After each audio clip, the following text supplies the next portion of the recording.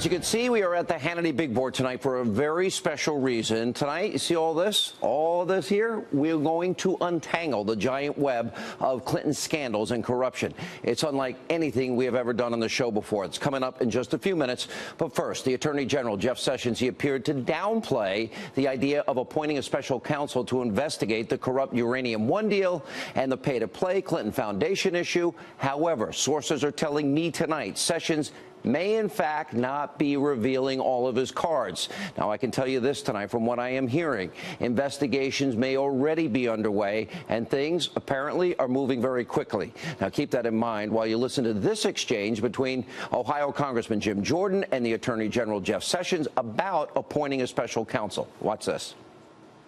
What's it going to take, if all that, not to mention the dossier information, what's it going to take to actually get a special counsel? It will take a factual basis that meets the standards of the appointment of a special counsel. Is that analysis going on right now? Well, it's in the manual of the Department of Justice about what's required. We've only had two. The first one was the Waco, Janet Reno, Senator Danforth, who took over that investigation as special counsel, and Mr. Mueller. Each of those are pretty special factual situations. Let me ask it this way. And we will use the proper standards, and that's what only thing I can tell you, Mr. Jordan. Well, I appreciate that. You can have your idea, but sometimes we have to study what the facts are and to evaluate whether it meets the standard. Well said. So let me ask you this. If in fact, a special counsel. All right, now the Department of Justice has since put out a statement tonight to further explain Attorney General Jeff Sessions' comments. It says, quote, the Attorney General was clarifying the legal basis for appointing a special counsel, not passing judgment on whether it applied in any specific investigation. Now, that statement and Sessions' testimony today is crucial in all of this. Now, Sessions is explaining that just because a special counsel has not been appointed, that does not mean that it won't happen and that the threshold for one won't eventually be met. Now, look, we've been exposing these massive Clinton scandals and, frankly, I believe crimes on this show for over a year. Yes, it's frustrating. People are getting impatient. I totally understand why Congressman Jim Jordan was pressing and demanding answers to important questions. We all want the truth. There needs to be an investigation because we know laws were broken. We know crimes were committed. The evidence is overwhelming. It's incontrovertible. Now, with all that said, things are happening that we can't reveal all the information tonight, but here's what I can tell you. If you listen very closely to Sessions today, he is suggesting that it would take, quote, a factual basis that meets the standards of a special counsel in order for the DOJ to make that type of appointment. Those words, I can assure you, were carefully crafted. Now, sources told me earlier this month, and we reported it right here on this show, that Sessions has not, hear me, has not recused himself in the Uranium One scandal. And if there's an ongoing investigation, Sessions can't reveal all that in an open setting in front of Congress.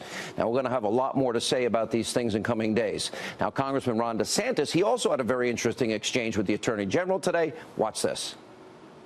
In the past, did the FBI or DOJ inform either President Obama, Secretary Clinton, or any cabinet secretary that it had uncovered evidence that Rosatom's main U.S. executive, Vadim Mikirin, was engaged in bribery, kickbacks, and money laundering before the Obama administration approved the Uranium One sale in 2010? Is that the Mikirin matter, the matter that was prosecuted in Maryland? 2014, but there was an informant in 2009, 2010. The FBI had evidence of bribery, kickbacks, and money laundering. Was that information conveyed to any of the relative people on the CFIUS board? Clinton, other cabinet secretaries, or was it given to the president? The way I understand that matter is that the case in which Mr. Mikirin was convicted was not connected to the CFIUS problem that occurred 2 to 3 years before. All of that should sound very familiar because it is exactly what the facts are. What we've been telling you on the show for months, that Vladimir Putin and his agents, they orchestrated a bribery, kickback, money laundering, racketeering scheme, all in an attempt to get a foothold in America's uranium market. Now, this, of course, was all going on while Hillary Clinton and the Obama administration were signing off on that corrupt Uranium One deal. Yet nobody did anything to stop Putin and his plan. Now, there's so much important information that we need to explain tonight, and we're going to untangle this web of Clinton corruption and show you how all of it is connected. All right, let's start right up here with the Uranium One scandal. At the very center of this, we have, of course, Hillary Clinton. Now, in 2010, Clinton was serving as the Secretary of State. One of her responsibilities was, as the head of the Department of State, to serve on a committee of foreign investment in the United States. It's known as CFIUS. Now, it was made up of 9 officials from different departments in the federal government. They were tasked with reviewing foreign investments in U.S. companies and resources. One last point here. You see all of this. Now, remember, we don't have enough uranium in this country. We have to import uranium. Now, another notable Obama official that was serving on that board was the Attorney General. That's Eric Holder. And together, along with 7 other Obama officials, well, on this government board, they approved the sale of a company called Uranium One to a foreign nuclear energy company. Pay close attention here. Watch all of this begin to unfold. Now, Uranium One was a Canadian-based uranium mining company, and it controlled an estimated 20% of raw uranium in the United States. By the way, we don't have enough. We import it. In other words, 1/5 of America's supply of the foundational material used to make nuclear weapons, and we import it because we need it. And the company that Hillary Clinton, Eric Holder, and other Obama officials allowed to buy Uranium One. It's called Rosatom. That's a Russian state-run atomic energy conglomerate that's controlled by Vladimir Putin and the Russians. You know, the bad actors, the hostile regime.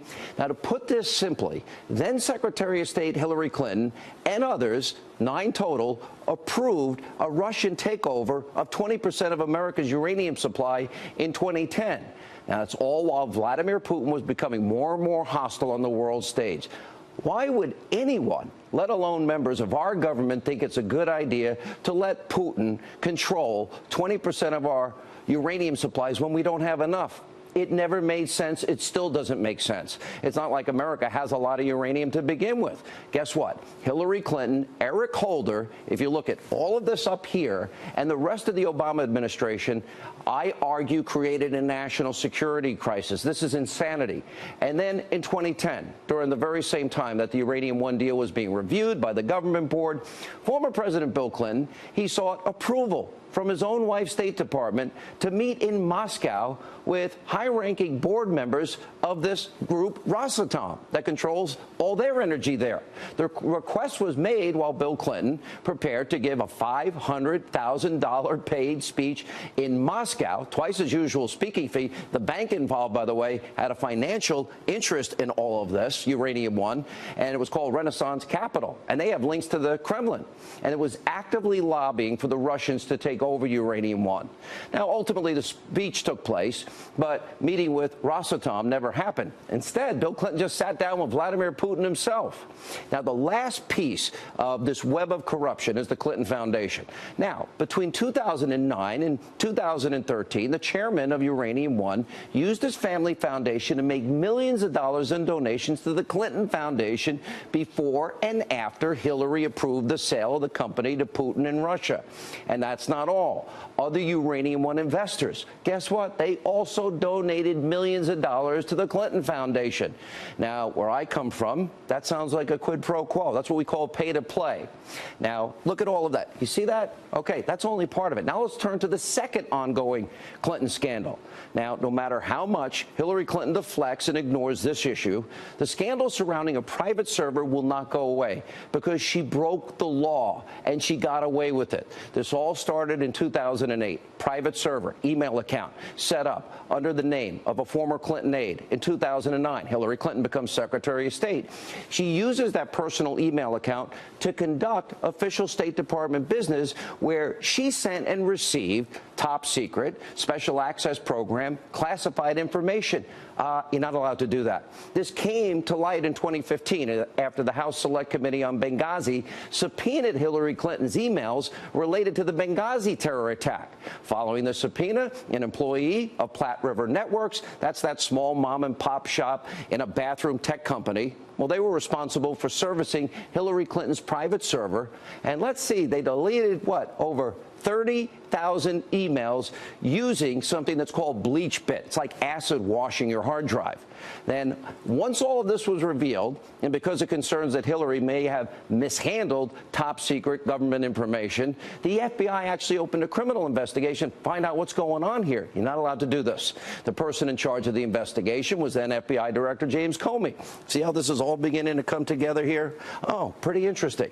Now, during the course of the investigation, the Attorney General, Loretta Lynch, asked James Comey, hey, don't call this an investigation. Call it a matter. Oh, take the Clinton talking points, and Comey willfully complied. Then 1 week before James Comey announced the FBI's decision on whether or not to pursue charges against Hillary Clinton, then the Attorney General, Loretta Lynch, who you can see right here, and former President Bill Clinton, you can see right there. They had that meeting on the tarmac for a private meeting lasting 40 minutes. When pressed about it, Lynch said, oh, we were only talking innocent small talk about golf and our grandchildren. And then after a week of this meeting, a week after, Comey announced the FBI would not recommend charges for Hillary Clinton, even though he spent a good 13 and a half minutes explaining how Clinton had top secret, special access program, classified information stored on that unsecured server that anyone could have hacked. And by the way, we believe 5 foreign intelligence agencies did.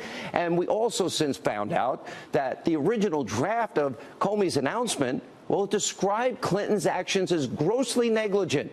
Okay, that is the legal standard.